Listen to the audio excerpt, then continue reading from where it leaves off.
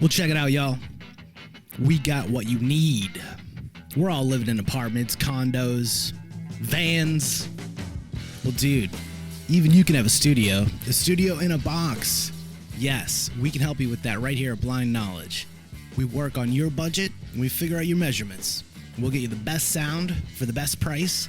Let me know, 877-237-1143 or at blindknowledge.com. Yep. Spectres all around me, living in dark, blazing the dark. One by one, pictures gather round me. Where those moonflowers used to lost no more. Spectres gather round here, living in dark, blazing the dark. Night by night, stare into the black where moonflowers used to grow. Welcome back, everybody, to another episode of your favorite paranormal podcast. I know I'm probably lying about that, but I try. It's Paranormal New Normal, back again. I'm your host, as always, Jeremy, here trying to make the world seem a little more normal. Never really happens, but we try, and we see what happens. But as always, I have an amazing guest to talk to about the better side of life. And my guest today is Csongor Daniel. I don't know why I have a natural accent when I do that. I don't know why, but Csongor is a energy healer, author, and a whole lot more. But as always, we'll get into all that in a little bit. First things first, how you doing tonight, sir? Excellent. Thank you for having me. Oh, my pleasure. I was actually very curious to have you on, so I'm trying to hear more about your studies and your life. So let's get into it. But the first question I ask everybody on this show is, what made you get to this point in life? What brought you down the paranormal / spiritual path? Can anybody answer that fast? I mean, it's usually a good opening question. It's a tough one. I don't know. I was always interested in stuff like that, even as a kid. About the pyramids and about the mysteries to me at the time.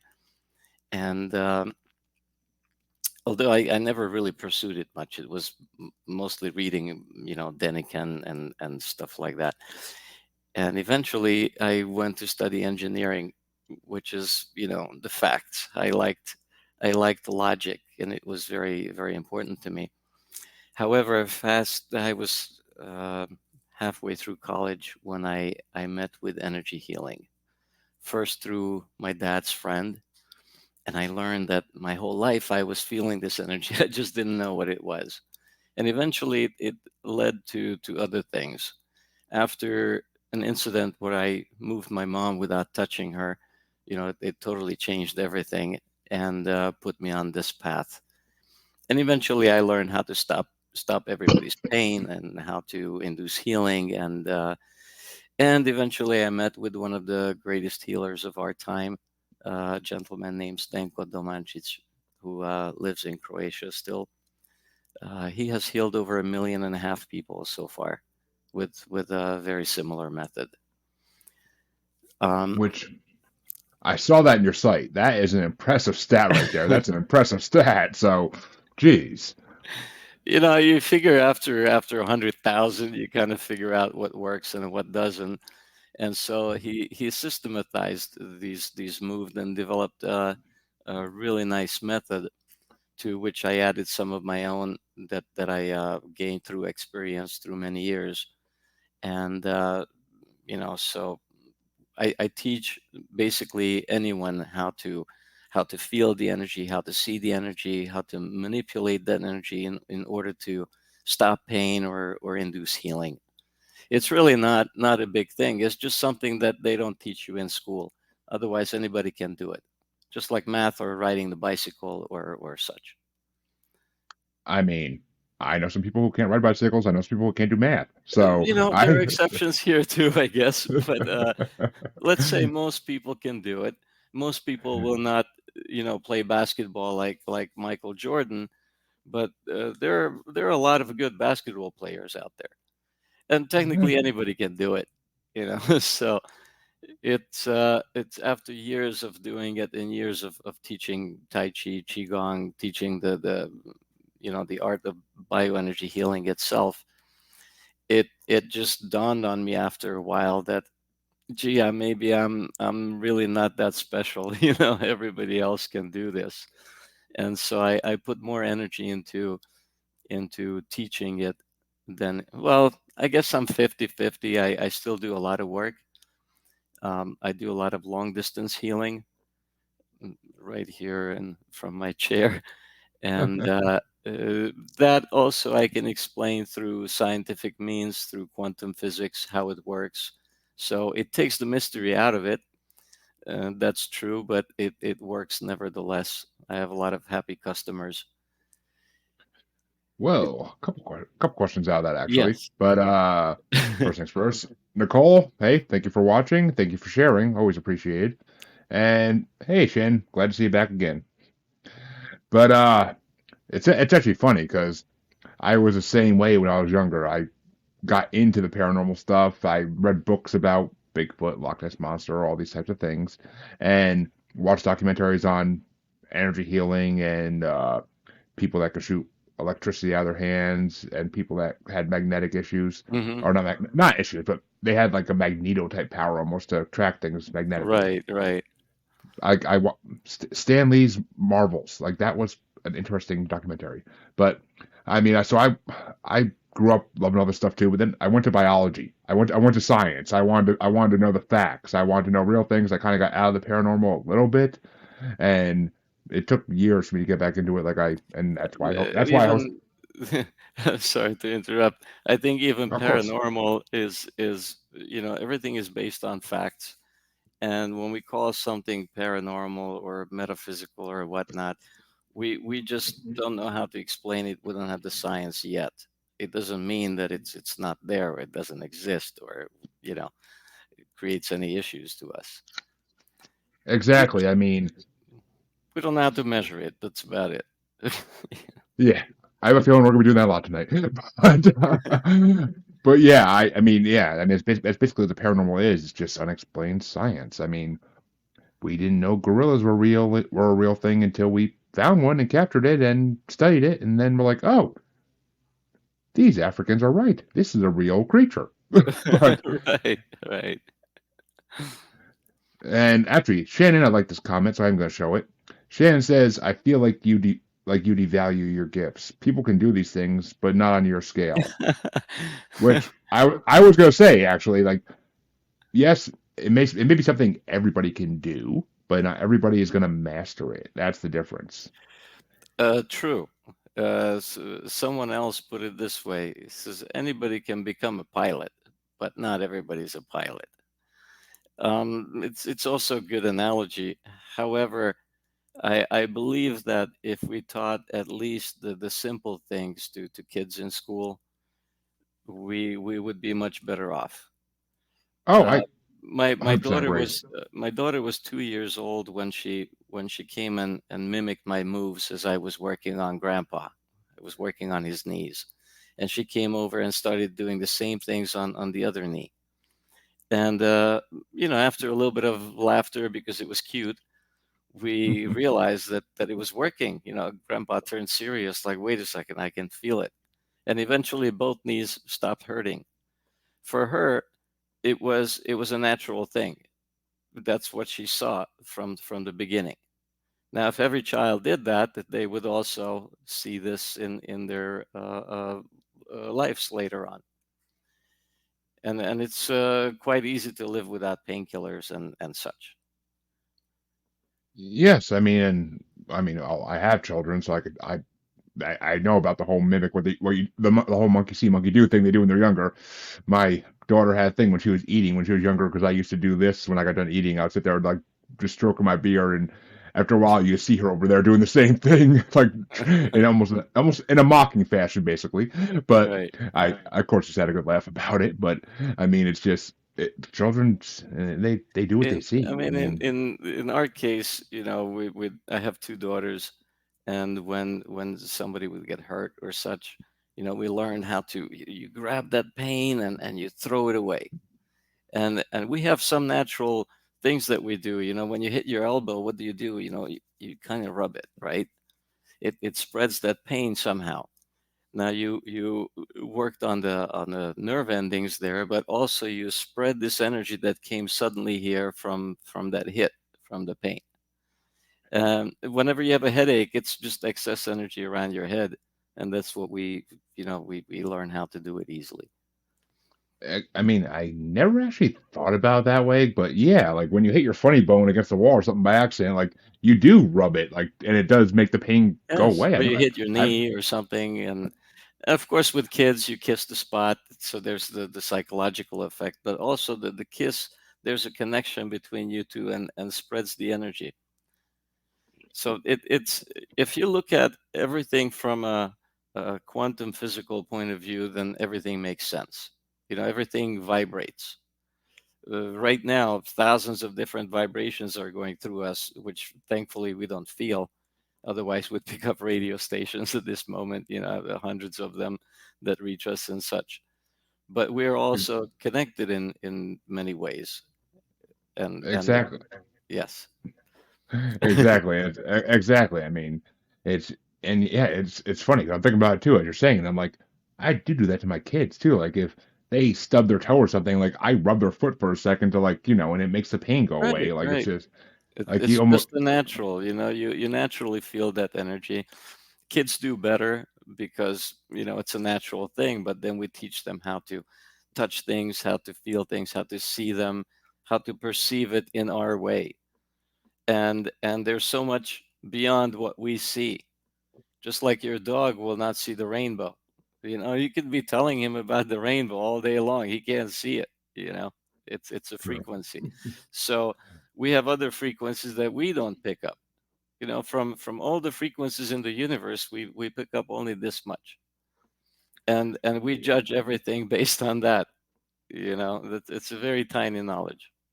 which actually, ooh, good follow-up question to that actually in a second. But Shannon does say that she also has taught her boys, and you might not, you wouldn't know, but Shannon is a psychic medium. She's a regular watcher of my shows, Hmm. but and her oldest apparently channeled aliens, which was interesting. And I mean, and I fully believe it. I've had enough people on this show that channel aliens on the regular, so I fully I, believe I it. I remembered hearing noises when I was a kid. I didn't see things, but noises, and others didn't hear it. It was and weird noises.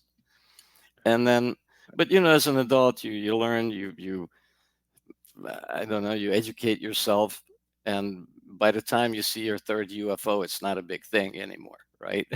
or or you have such an experience that's supposed to be so supernatural, and to you it comes natural. Exactly. I mean, it's okay. Well, actually, Shannon has a good question, and I like it. So, but she wants to know what kind of sounds you heard. I mean, like creaking sounds and such, and we were in a brick house, and it was creaking like wood, like being in a cabin or so. Um, That's interesting, but actually. nothing. I mean, I never deciphered any of them. It was just something that uh, noises made at night or such. Which I mean, you said you believe that I mean, well, you don't believe we know we only use like this much of the energy around us and what we can sense. And what we sense, yes, and we I use very mean, little of our brain coupled with that. that that was actually what I was going to say is I kind of think that it has to be related to like the huge portion of our brain. I forget the percentage, but we only use I think like 10% of our brain or less. Yeah, So just about. And then you have a drink here and there and destroy more of it. So we're doomed. yeah, yeah. Uh, There are well, things that develop over time in your brain.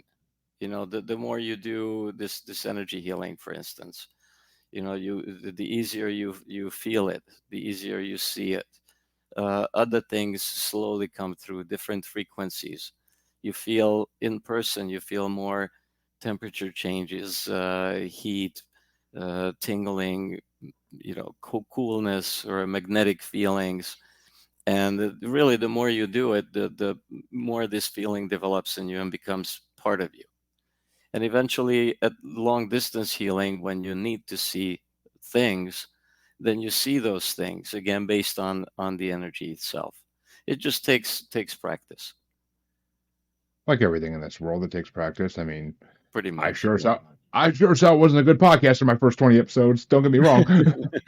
So, I mean, it takes practice. Everything takes practice in this world. But and it's funny you say that because like the temperature change thing made me like kind of laugh for a second because I'm like I live in a haunted house. I get temperature changes all the freaking time. It gets colder and I don't and I know why, but it gets like all of a sudden like colder. The room will get ice cold for a few minutes. And it's just like, hey Raleigh, what you doing, buddy? You chilling over there in the corner or something? Like it's I got what people like to call watchers in my house, like just spirits that like to watch us. They're not poltergeists of any kind. They don't really do anything to disrupt our lives, but they just kind of chill and watch. I mean, But if you ever have a chance to go to Egypt and visit some of those temples, um, that's where you get a lot of these freaky experiences, a lot of vibration that is just not normal.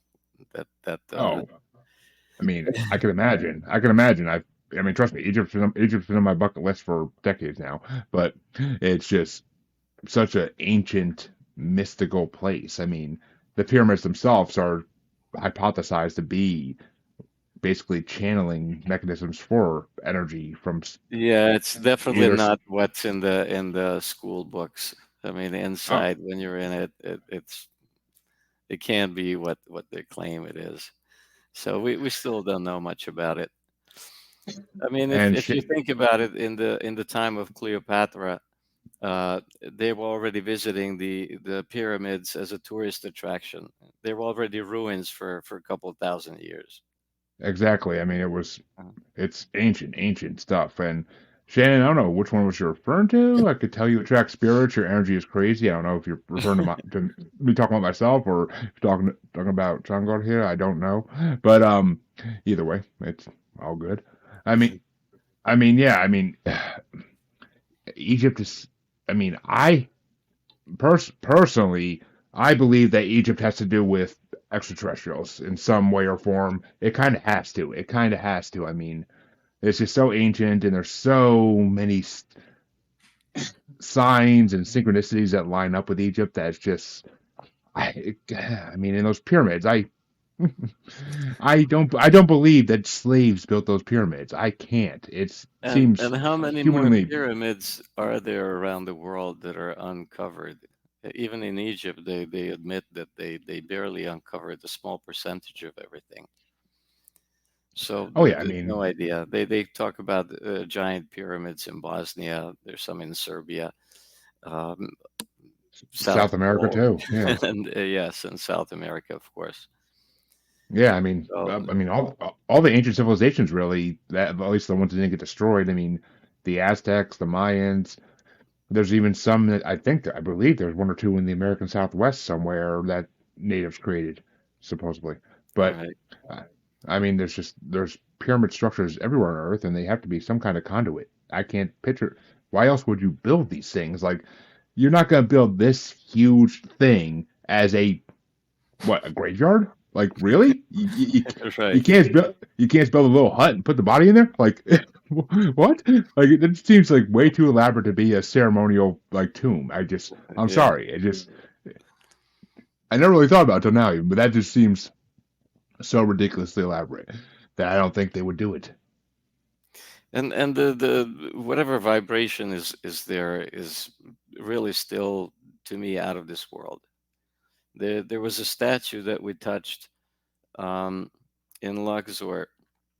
It was in a closed room. We had some access to places where tourists didn't go, and it was the statue of Sekhmet, and it was life sized. And we stepped there to take a picture. And when I touched it, it moved, and I saw the other person like, "Hey, don't push the statue," you know. So what do you mean? You can't push it. This is in solid granite, you know. The whole thing vibrated like this, as if it was moving. Nobody can explain it. in I mean, for a second there, I'd be like, "What are we in Harry Potter?"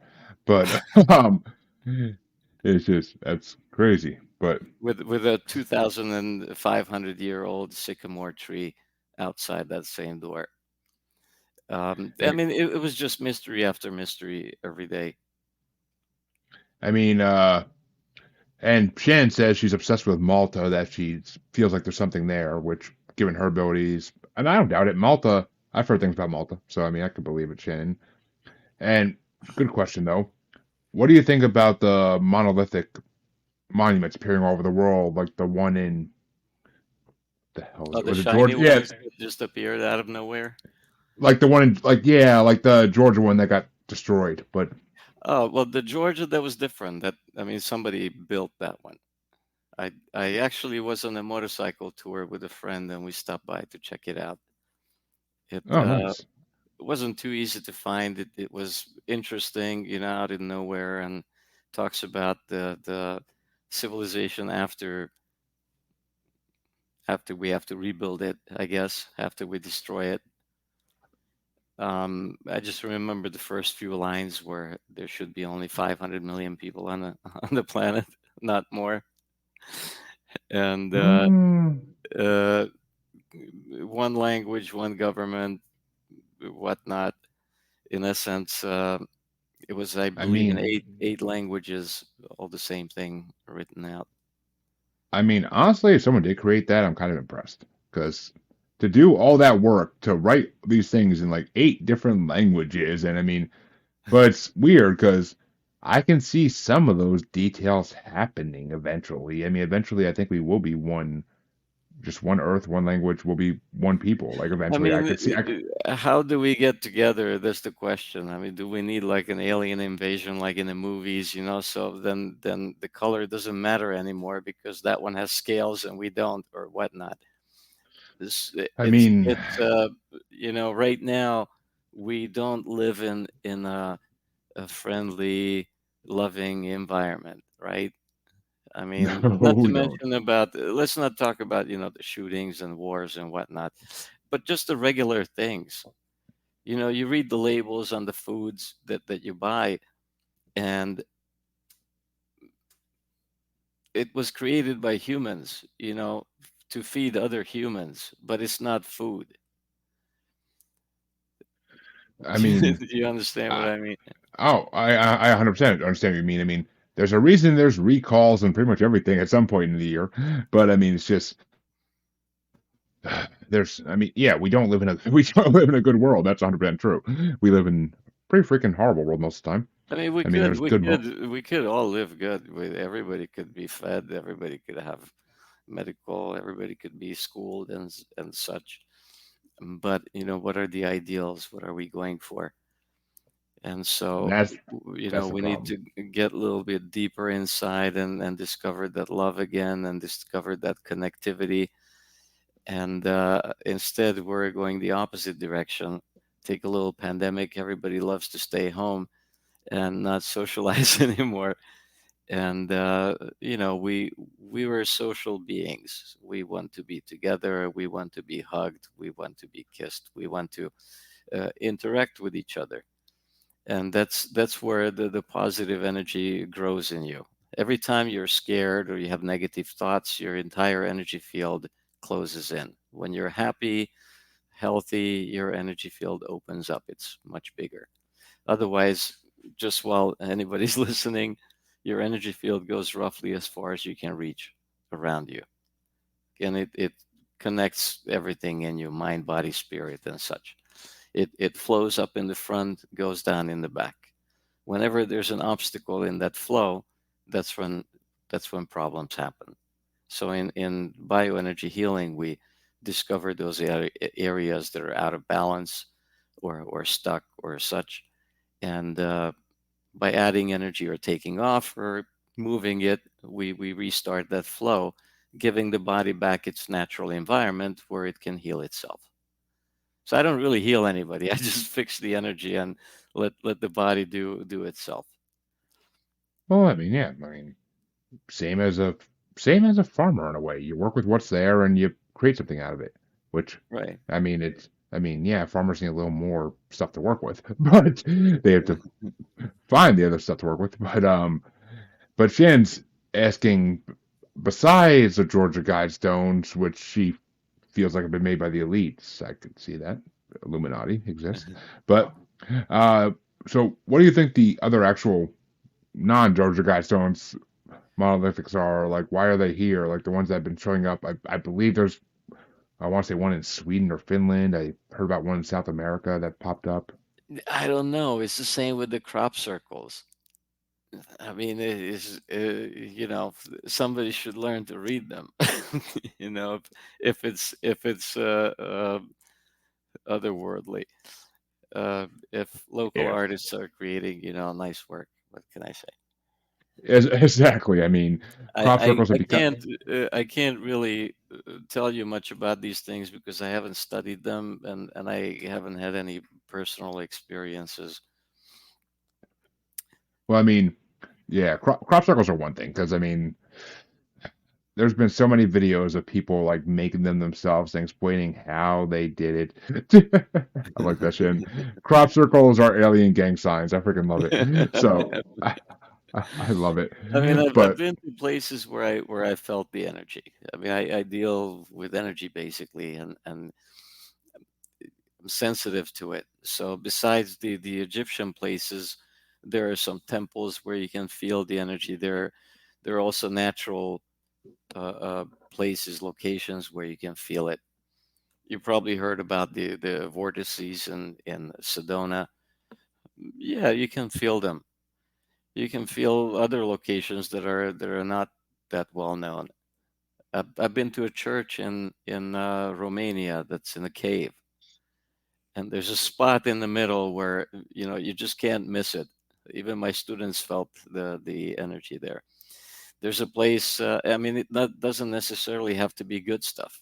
There was a place in Serbia on a mountain where it was a well-known. They called it a magnetic place, and you walk through the woods, and there's a spot where you're actually walking through this invisible wall. And as I entered this whole area, I just had a mild headache the entire time. When we left, the same thing as if you went through an invisible exit and the headache stopped. I can't explain it. I don't know what it is. I know I felt it. interesting. It kind of makes me wonder what the I don't know the actual name of it, but the Japanese suicide forest. I wonder what that would feel like if you actually went into it. That I heard probably. about it. Yes, I don't know. Not eager I to mean, check it out. no. Anything with names of suicide and such. If I was able to read energy as much as you, I wouldn't be a little skeptical about wanting to go there as well. I mean, it's Japan, another place on my bucket list. Listeners, if you ever want to fund any of my trips, please let me know. But I mean, I will broadcast from these places.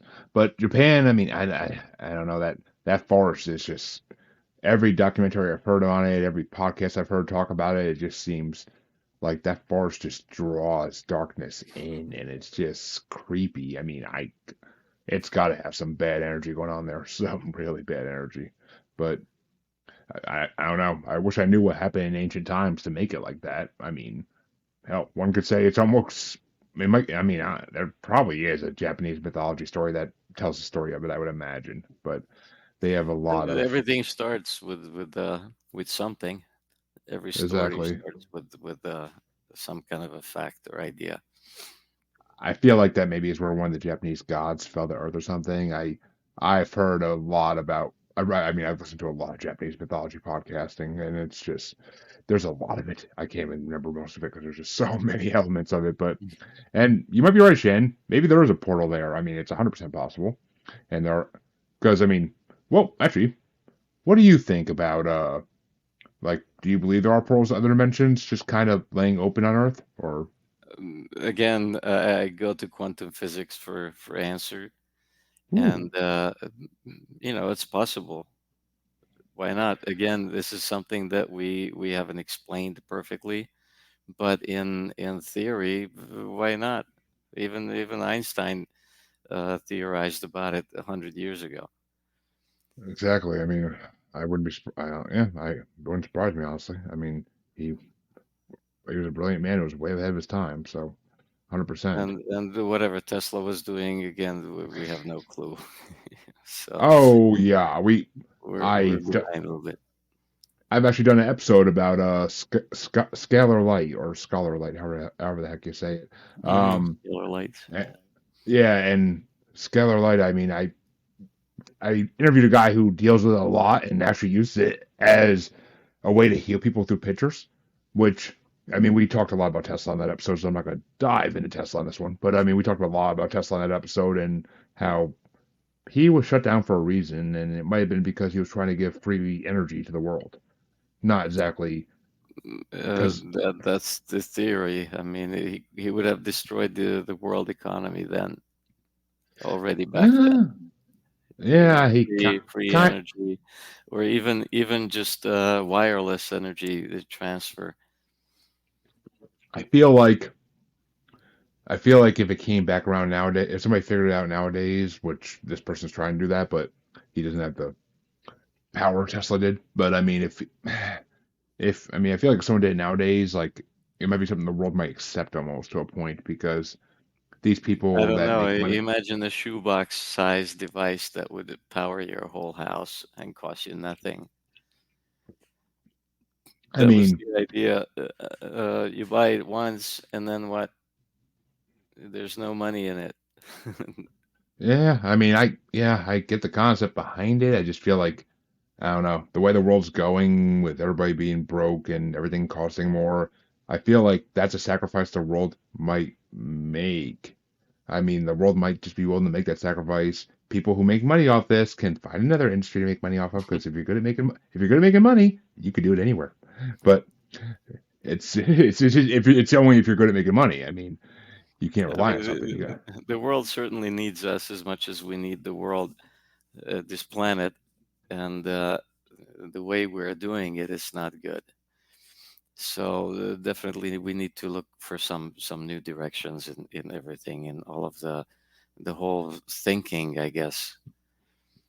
yeah. I mean, it's like we were talking about with the apocalyptic thing with the guy stones. I mean, you said like would it take an alien invasion, and that's kind of one of my theory is either it would take an alien invasion for us to fully unite, or some kind of apocalyptic thing. That's what it would take. Right, Sadly, I mean, right. the world we're never going to unite just out of the good of our hearts because our hearts ain't the goodest anymore. That's the problem. I mean, a lot of us, yeah, a lot of us have great hearts, but we're individuals. We're not a society as a whole. That's the problem. I mean, there's Yeah, so but many you out there. see, individually, we can all be geniuses.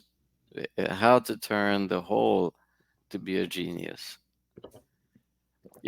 Think back 4 years ago, when the pandemic started, everybody had to stay home, right?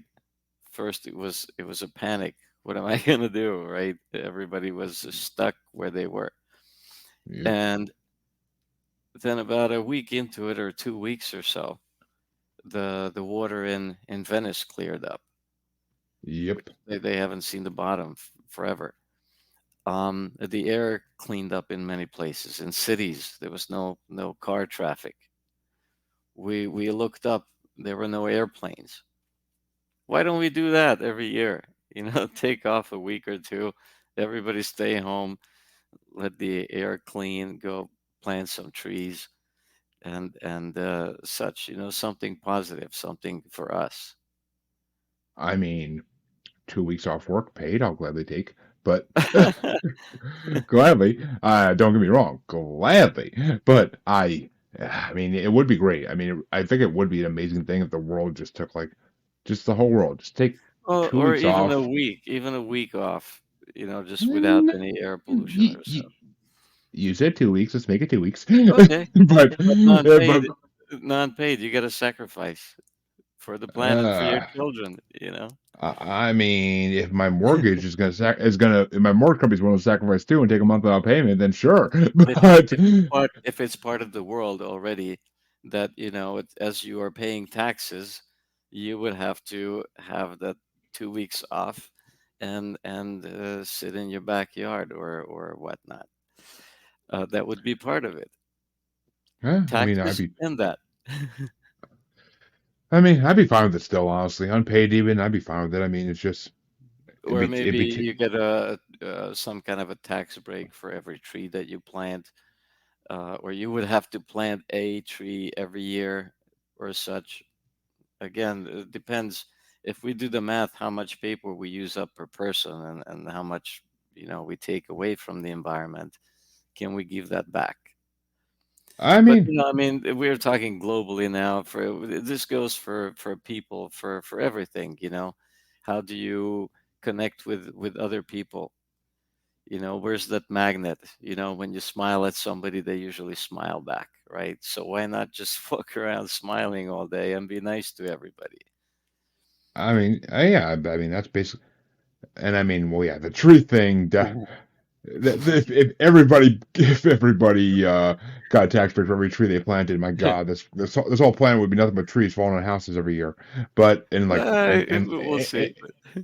I mean, in like 120 years when the trees get big enough, but still, I mean, it would Right. just be madness. But They God, changed the law by then or so. Who knows? I mean, this is just an idea I'm shooting, oh, of course, yeah, you know, yeah. there. I had to poke fun at it a little, but and I mean, as far as paper use goes, I mean, I basically use no paper. I mean, I go to places that do use paper, but I personally don't use paper. I mean, everything is digital for me nowadays, so I haven't written in a notebook, written on a piece of paper.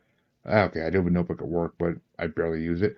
And I mean, yeah, my paper use is basically down to nothing because I don't print things out anymore. I haven't I print out maybe a couple things a year, but it's just so yeah, I haven't killed any trees in a while. Yay me! But Good, good. I mean, it's just in this day and age, I mean, unless you work at places that require you to, there's just really not It's much weird when reason the to. mailman goes by and left you nothing, right? Eh, I mean, to me that means no bills, so I'm down for that. But no people saying you owe me money, but I mean, it's just, uh, yeah. I mean, it'd be nice. It'd be nice if that happened in a week or two, or even three every year, or hell, give us a whole month off. Where I mean, hell, give me January off because that's where all the snow and shit happens, and I'd love to have that off. I can't plant any trees that month, but I will do that in the summer. Don't worry. But I mean, it's just, it would be nice. I mean, it'd be a change in the world, and it would really make the world a better place to live. It really just would. So. Just a suggestion. I like the suggestion. I will freaking take it. But so Uh, yes. tell us, your your teacher. Where did you meet him? Like, how did you come across this man? Well, when the incident happened with my mom at the very beginning, when I was just learning about the energy, um, I was trying to pull the pain out of her back in my idea. But essentially, I was pulling her back without touching her. It went like this: Mom, what are you doing? I don't know. What are you doing? I don't know. What are you doing? And we were going back and forth. As my hand went, my mom moved after. So we had no explanation for it. But the same night, I went out to the local pub and told my buddies what happened. And after good laughter, they said, "Well, try me." And then I moved one of my buddies, then the next one, and next, and by the end of the night, it was the whole pub was into it, betting in beer, who's going to move and who's not. That was literally the beginning of this brilliant career. Um, about a couple of weeks after that incident, my mom was yelling from the other room. She saw this guy on TV who was bending people just like that, pulling them and bending them over and whatnot. And we saw a report on TV about a small island on the Adriatic where my future teacher was located at.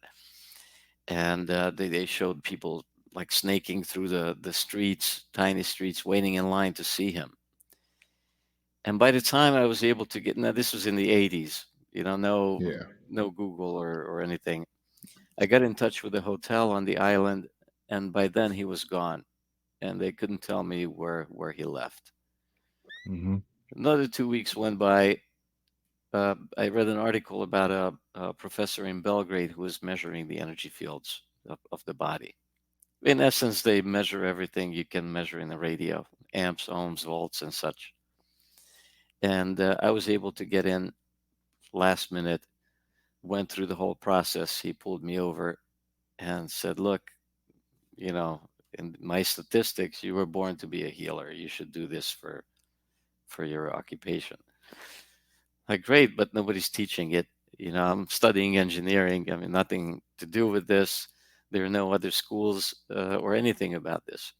Oh, I got the guy for you. And we drove outside of Belgrade, and in this hotel, he introduced me to Mr. Domančić, the guy I was looking for. It's goosebumps every time. Oh, I'm telling you, It's synchronicities exist yes, for a reason. yes. So there are no coincidences. I don't believe in those. Everything has some reasoning, and There's fate beyond everything. Fate exists for a reason, and I yes, don't believe in any white bearded man controlling it, but fate exists. I 100% believe it. So I mean, fate exists, and synchronicities I, exist for a reason as well. I was working with him for a short time. Went back, opened my own, not even a clinic. I was doing a lot of house calls, going to villages, and worked on people. This was before I came to the States, back in 1991. And I remember an old lady. I was doing a group in this village, and we had coffee. We drink Turkish coffee there. And Nice. this lady was, look, you helped with my back. Now I'm going to read you your future. I'm like, oh, great, it's an entertaining thing. Everybody does it. But she picked up that little, they're tiny little, I can't call them coffee mugs, little cups, and started talking and said, well, in a few months you're going to go on a long trip over a big water, and you're not coming back. But tell your mother you'll be okay. Like a whole story. And in essence, 2 months later, I came to the States for a vacation, and then the war started in Yugoslavia, and I got stuck here. So never know who you should listen to, you know. And you've been stuck here since? Yeah, ever since, yeah. I mean, I mean, okay, I've I'm been sure. traveling. I go back all the time, but I was uh, gonna say, like, I'm sure by now you can go back, but yes, yes, yes. At the time, it was very risky and not desirable by okay, anyone. no, no. I mean, there's a reason a lot of people come to this country, but I mean, it's just, but I mean, that's I love stories about synchronicity. I really freaking do.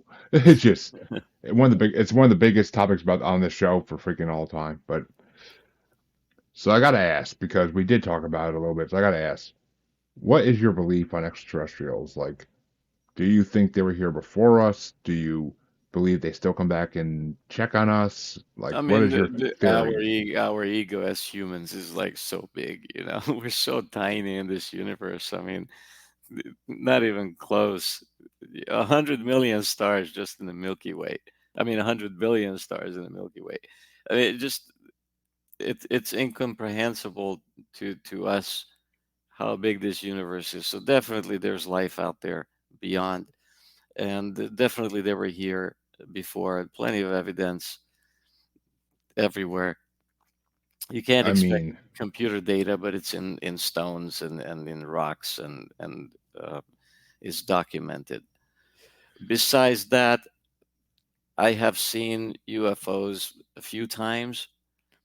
Uh, I can dispute quite a few of those, except for one.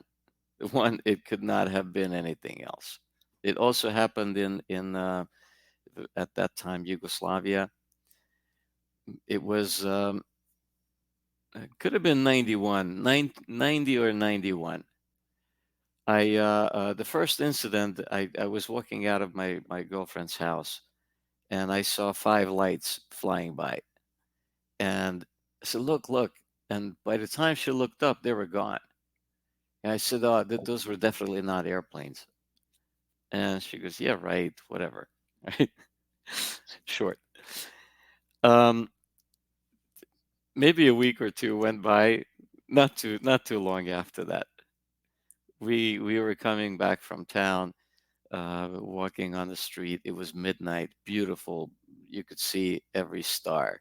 And as we both looked up, a boomerang went by, like a backward boomerang. It was the size of a passenger airplane, just the two wings, and it made no sound, and it was just the light, kind of like the phosphorescent stuff in your watch. A little bit of that greenish something. So it wasn't as bright as the stars, but you could see the whole outline. And it went by, maybe we could see it maybe 3-4 seconds, which is a very long time. So it wasn't very fast. It was maybe 1,000 feet above us, if probably closer than that.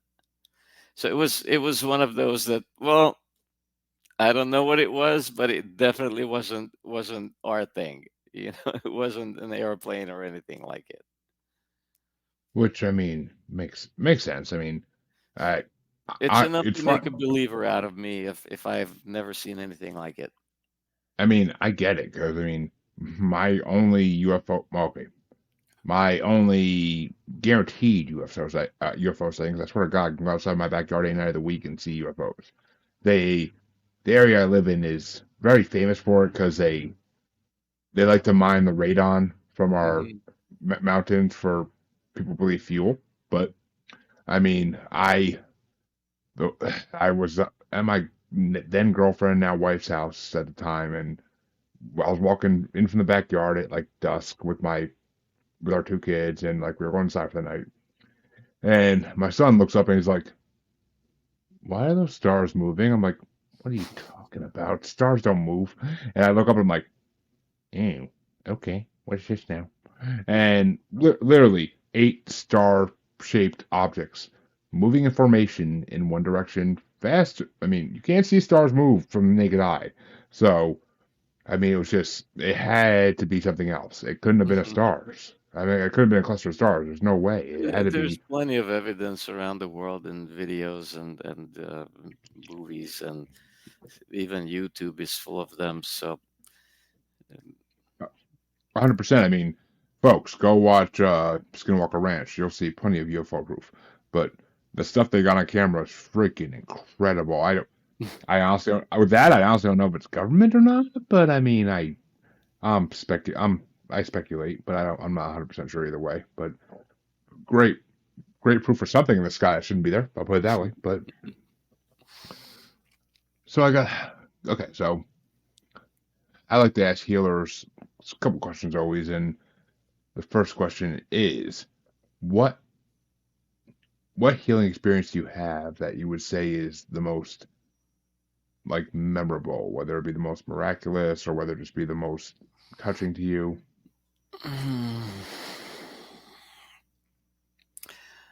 I don't know. They're all dear. I mean, quite frankly, I some of my favorite ones were with animals.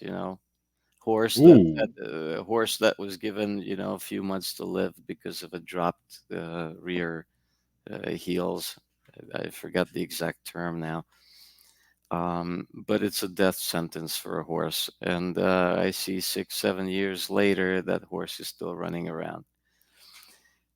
Um, when you go into a stable where you worked on a few horses, when you show up, they're all, waving, pick me, pick me.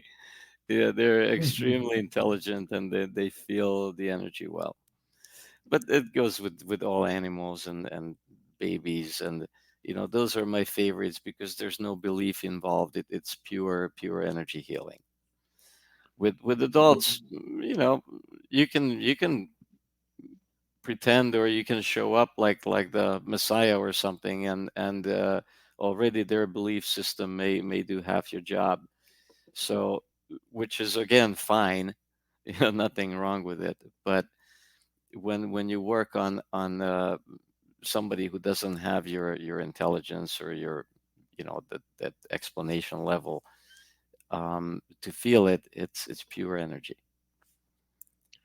Which I love that. I mean, we on this show we love people who work with animals. I've had many animal mediums and just animal communicators on, and it's amazing. Always amazing topics. Always. Otherwise, my favorites were, people had a lady who had migraines for like 60 years, and we did one session and it stopped, and a few more sessions after that, um, and it never came back. But then I didn't see her for 10 more years. She was quite old by then, and finally, then her husband called me because she had some arthritic pain, and I said, "Well, how come you never came back?" "Well, the pain never came back." "Oh, great. Did you tell anybody?" "Oh, no, nobody believes in this stuff." Yeah, yeah. That's a and actually, well, okay. This is kind of yeah. Daniel's horse energy. Shannon says. So I mean, that's strength. I mean, horse energy is strength. So yeah, okay, I'll go with it. But I mean, it's And all just of that, I mean, don't get me wrong. I grew up in Yugoslavia. We had some horses on the streets and stuff. But my grandmother told me when I was little, do not go close to the horse. It will kick you. It will kill you. So I didn't get close to a horse till I was in my 30s, I think. So it's not like a horse whisperer type of thing. It's just, again, pure energy. which is that's kind of comical because here I am in freaking like summer camp in elementary school riding horses. Like they didn't like I never would over here. We're never told to like be scared of them. Like horses are creatures that humans are supposed to be like No, my near. I dad mean, was a biker, so I'd hop on a motorcycle, no problem. I didn't have the idea that that would kill me, but I a mean, horse was a scary thing. yeah, my dad was a Harley rider too, so I never actually drove a motorcycle. I've ridden bitch a lot of times, but I never actually been on a motorcycle. I actually rode a motorcycle myself, but I mean, so yeah, it's fun. It's fun when you're on the back. I can't imagine how it is in the front. I think I'd be terrified. But It's see, to me it brings balance. I'm here half a day meditating and writing my reports about it, or whatever I do, everything is in a calm manner. So hopping on a bike and riding fast, it creates a balance. makes sense actually. Makes a lot of freaking And sense. working on a motorcycle, being a mechanical thing, it again a total difference from working on the soft tissue or people, and brings in the logical part. Everything is to exact measurements. Everything has to have a logical explanation. Which it makes sense. I mean, you work on a motorcycle. If you dent something, it's not a big a deal. But I Right. mean, you work on some soft tissue, that could be a big thing. And yeah, really, Shannon, I swear to God, Shannon, I gotta get you on this damn show. I really do. But my intense energy is too much for animals unless they're feral. I know some humans I can introduce you to that are feral. I'm just saying. But if you want to work on them, that'd be freaking much appreciated. But I mean, so the other question I like to ask healers, and this is a good kind of final question before we end up for the night. What was there ever a time where you were almost either scared or terrified to do a healing? um, I don't think I had such times. I mean, I've seen things and met with things that made no sense, and that I guess they were terrifying in a way. But I think that I don't know. I always had the positive approach to it, that I can do it. And But, even when somebody was close to death, that terrified me at the beginning. Like, well, I can't do anything. I mean, everybody dies at the end. My teacher famously said, unfortunately, all my clients die at one point. So when you face something like that, then you have questions about what happens next. but each time there was some kind of a positive outcome, whether it was a long distance healing or one-on-one, or that person came back for a few hours as if nothing has happened, said goodbyes, and then departed. Um, I haven't had anything crazy, but whatever you would call demonic again can be explained through other dimensional beings and such. Again, we see very little of what's around us. What we would call a different dimension, it's not even a different dimension. It's just something that's around, but we don't sense it. Our frequencies don't coincide enough for us to see each other. Does that make sense?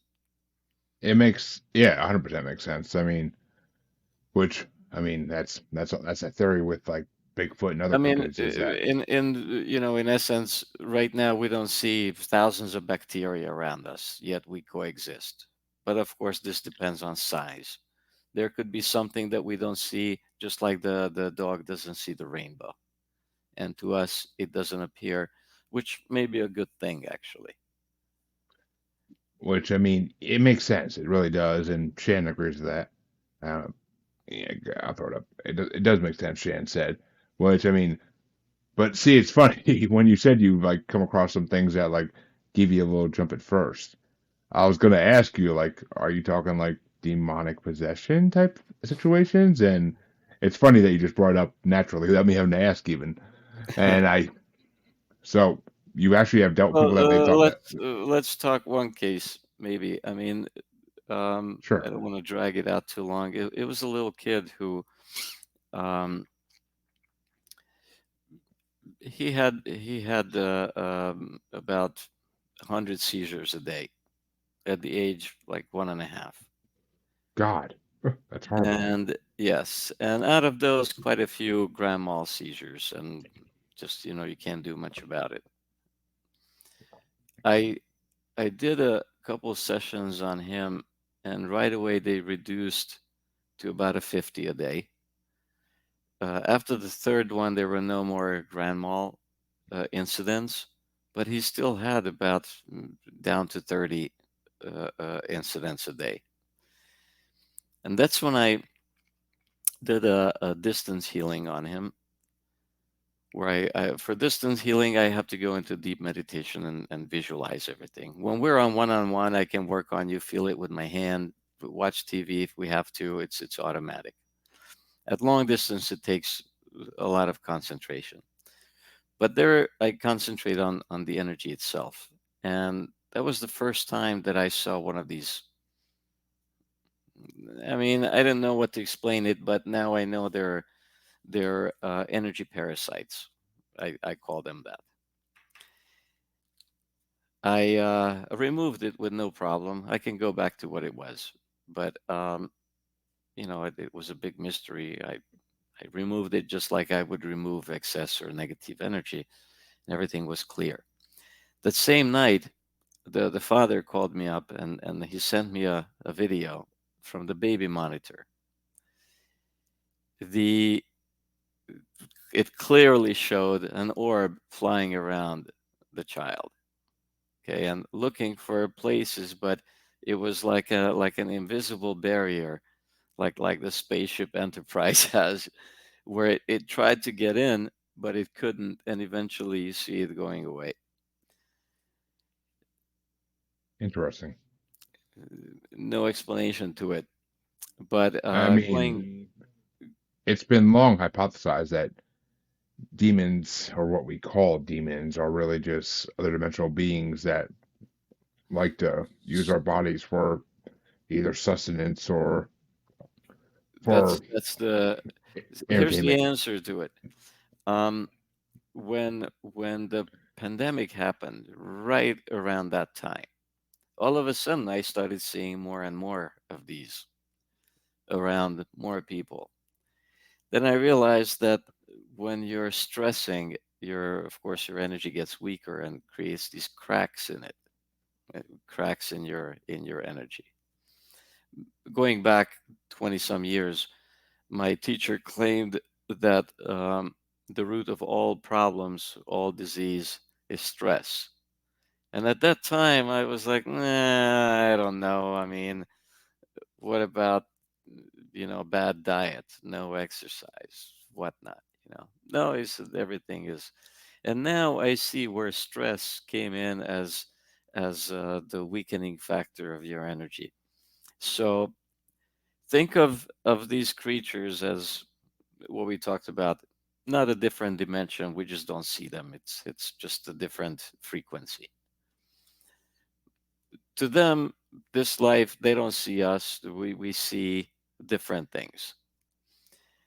Think of the bottom of the ocean that is cold and dark, and where there's a little warm uh, stream coming out. There could be some bacteria and some fish, some life. So they come there. They sense that area is feeding them. Now think of these creatures as also being in the darkness, or such, different let's say light. And there's a crack in your energy which comes out just like that ocean floor. There's food, and then they just latch on you. Um, I mean, that's a rudimentary explanation here, but how two dimensions are meeting here, one finding food, and for us, it's draining our energy, making us weaker. Makes sense, actually. And I mean, Shan says maybe negative needs a guest. Maybe that's why it was circling. It was searching for a guest with the baby incident. But I mean, or 1.5 year old, I guess, not baby really. But Right. I mean, it makes sense because I mean, there's definitely things we can't see, and these negative energies. I mean, and you said like, what about bad diets, no exercise? I mean, that is stress in a way because we're stressing about how we look.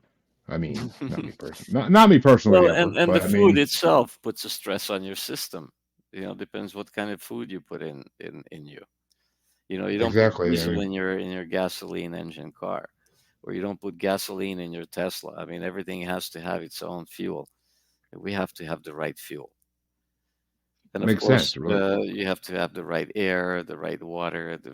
Everything has to be perfect. And the biggest influence on your energy is in your head, and that has to be definitely right. So the only way to keep your energy in perfect health all the time is to be positive, be happy all the time, and all these factors influence that, obviously, and the people around you and such. So everything is written down. I mean, I systematized all of these. Before I forget, I have a little book to here. Yes, Show you. Uh-huh. there you go. Yeah. And I- if some of the explanations are too hard, everything also is followed with these QR codes. Oops, right there. You point your phone on it and it takes you to a video, and you can see the movements.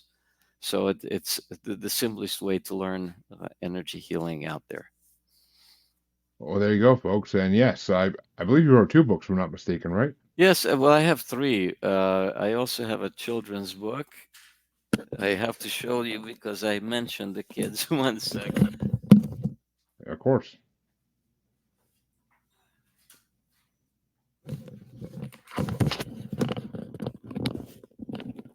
So this was written when my daughter was 9 years old, but it's the same story of the 2-year-old working on grandpa. And let's see, we have the little. My daughter was 9 years old when she illustrated this, maybe 8, Oh, that's awesome. and she's a high school art teacher now. But that's Nice. how they started, the two of them. That's incredible. That really is. I mean, It's a little story that teaches kids how to feel and how to see the energy, and to them it's just a natural thing, and it's written that way, so they pick it up naturally. I like that. I really like that. And even Shan said, lovely, great job. So, Thank I you. mean, I mean, it's truly. I mean, it's brilliant. It really is. I mean, kids do need to learn this stuff. I mean, kids today have such hard lives, and being a kid's nowhere near as easy as it was even 20 years ago when I was a kid, for God's sake. So Big actually, difference. okay, 30 years ago, even when I was a kid. But I mean, still, I mean, it's not easy anymore, and it's just they need things like this to teach them these simple truths of life that could be really helping them. But well, Absolutely. And for adults who have a little bit harder time perceiving these things, I have a whole online course with 7 videos. My cousin was here stuck during COVID from Budapest, and he was a filmmaker. So we put together everything. We utilized that free time, and now everybody can learn it. It has special effects, so you actually see what you're supposed to feel and see and such things. So anybody can learn it, and you'll find it all on my website. I'm sure you'll have something well, actually, about it, right?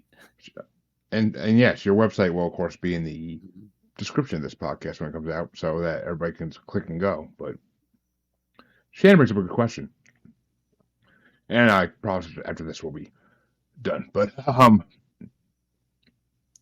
what if people? Because not everybody in the world is good at heart. Right. Not everybody. Can people use this ability for bad things? I mean, I never really thought of it, but couldn't they? Like, if you can use energy to heal, can't you use energy to cause pain? I never thought of it. I mean, you could, and if you don't learn it the right way, you could cause some pain. You can cause some pain to yourself. At the beginning, when I started, nobody taught me. I mean, I would stop somebody's headache, and my hand would hurt, and Hmm. so I learned to shake this excess energy off. It's actually that easy. You know, you think of this energy as jello around you. Too much jello means pain, and you grab it and you shake off that jello. But just like you can't empty a jar of jello with one hand, you know, with just one handful, you have to keep taking it. It sticks to your hands, and then you shake it off again. Now, it's easier to work on others, you know, somebody else's headache than your own, because there's a difference in potential between the two people. But you can also stop your own. It's not a big science, really. And apparently Shannon meant like boundaries for children, but I mean, Shannon at that point, like it's what are you For teaching your? children, no, they can't use it for anything. I mean, this is all a positive, natural thing. And I mean, yeah, I mean, children are not gonna have the mindset and the ability to use it for bad, really. I'm pretty sure if they even tried, it would just stop working in a way. Now, I like when they learn to do it and they do it on each other. You know, like when the little sister falls down and the big sister comes and stops the pain. That's I mean, that's the biggest achievement of my life, you know. Exactly. I mean, it's natural. It's meant to happen. And Shannon, I don't think children are good at heart 99.9% of the time. I mean, if you've seen the movie Bad Seed, like I'm watching right now for coming up serial killer movies bracket on this show, but I mean, if you see movies like that, then yeah, there's some children that are just horrible at heart. But I mean, that's rare. I mean, I have kids. They never No, are only. nobody was born to be a gangster or a killer or, you know, it's all we're the ones who educate them, and we put them on a path. Our It's yeah. responsibility. I mean, in the whole nature versus nurture argument, I've always gone more towards it's nurture that makes people become what they are. It's not nature. I mean, maybe there was a couple serial killers out there that were meant to be serial killers. I can't explain. I'm not a psychology major, so I can't explain everything serial killers do. So, I mean, maybe there are a couple of them out there that were just meant to be bad from birth. I don't know, but it's not my place to decide this, so I don't have to. Yay! But I mean, I don't know. It is what it is at this point. And children are mostly meant to be good. So if they're using this, they're going to use it for good most of the time. They're not going to sit there and try to use it for bad. 99.9% of the time. I mean, I'm not responsible for the 0.01% of that things that happen in this world. But Csongor, where can they find you? Where can they find everything you do? Feel free to promote yourself to the fullest. It's just ChongorDaniel.com, CSONGOR. Think about that. Daniel.com. Everything is connected there. I have the school is separate, but the links are there. I also have been doing, for the last 10, 15 years, or ever since Facebook has been around, I have been doing long distance healing and group healing meditations. So every Tuesday and Friday morning at 9 a.m. Eastern Time, you can join me for about 15, 20 minutes. Kick back, relax, meditate. All you have to do is think about me just for a moment, but that's where everybody's connecting. Sometimes a few hundred people do it at the same time. It's an amazing experience. Sounds truly incredible. It really does. You'll find those links as well, and you can read about it. So find out the little details how to do it and how to reap the benefits. Well, there you go, folks. That's where you can find Csongor. And of course, like I said, his website will be listed in the podcast description. So feel free to check it out. And I hope you do, because it sounds like he has a lot to offer you. But of course, you could always find me, if you don't know by now, 200 and something episodes in. Shame, shame, shame, shame, shame. But the outro is always there. Check it. Everywhere you can find me is in it. And be sure to check out upcoming episodes of Paranormal New Normal. Got 3 interviews this week. It's a busy week, so actually, take that back. 5 interviews this week because I got 2 on Saturday, so busy week for me. So come check them out. Yeah, I got some life stuff going on, and I'm going to be trying to take a couple months break towards the end of the year. So come check it out, folks.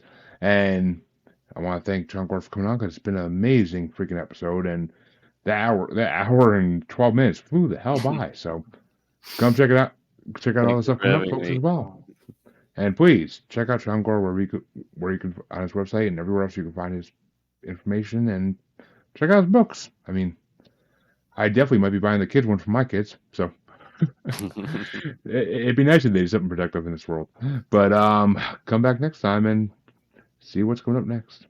Have a good night, everybody. You can find me on Facebook as Jeremy Bryant, or you can find me as Uncensored, Unapologetic, and Untamed UQ Podcast Collective Facebook group. You can find me on Twitter and the Instagram as @JuggaloBastard, or should I say X now. And you can find me on TikTok as @JuggaloBastard Podcast. You can also find me on YouTube as Paranormal New Normal. And you can also find me streaming on YouTube as Blind Knowledge Network, because all knowledge is blind until they admit Bigfoot exists.